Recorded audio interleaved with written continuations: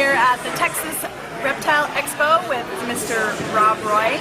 He was vending very close to us, and I was lucky enough to get a quick interview today. So Rob, tell us what you've been working on recently. I love tortoises, so I do a lot of tortoises. I've got some beautiful tortoises here. These are Bolivian Redfoot tortoises. Now this is not a common tortoise. Tell us a little bit about it. Well, the Redfoots are fairly common, but the Bolivians is a rare race of Redfoots. It comes from Bolivia, and they're the largest of the Redfoots. This race can get average 15 inches for females and 18 to 20 inches on males. So they're a very large Redfoot. They're also very colorful. I've got some of them that have very cherry color on their head instead of yellow. So they're high color and very hardy, and they make great pets. So I produce quite a few of these on my farm. Well, that's really exciting. They also have the regular Redfoots. These are northern Redfoots. You can see the little bit more yellow color on the head than the red head. This one's about 6 months old. So I know not a lot of people are reproducing these, so that's really exciting. And I love that you brought the Bolivian race in. What's this over here? This is a yellowfoot tortoise. I breed those as well. They do have, a slightly different color than Redfoots, but there's other differences. They have the yellow instead of the red, but they also have. They're also more of a forest tortoise. They're a tortoise that lives in rainforest. So, unlike the Redfoots, which live on the edge of the forest or in savanna, the Yellowfoots are in true rainforest. So they need a little bit more of a sheltered environment. They don't like it hot and they don't like it cold. Whereas the Redfoots can take a much wider range of temperatures and be comfortable. Okay, that's good to know. I know a lot of people consider Redfoot and Yellowfoot care somewhat synonymous, and that's really not true. Well, they'll both do okay if you keep the conditions moderate. The Redfoots can take a little bit more extremes. Okay, good to know. Thank you. Let's see. Show us one more thing you have here today. Well, I also do a lot of king snakes.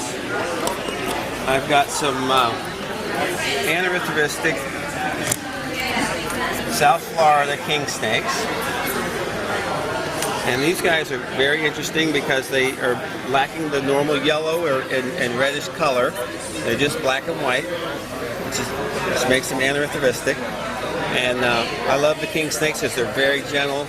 I've been breeding king snakes like this for many years, going back to the early 80s. They're similar to the Redfoots. These are probably my two favorite things. I got my first Redfoots in '74, and I still have those tortoises today. Those are some of my breeders. That's awesome. So I know a lot of people get confused about the difference between anery, axanthic, and albino. What can you tell us about that? Well, they're all similar. I mean, it's basically a gene mutation of coloration.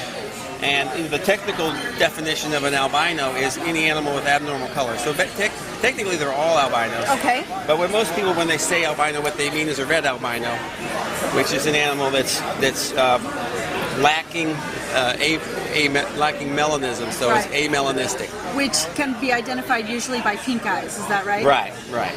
Now these guys, they're lacking the red or yellow color, so that's what makes them an anerythristic.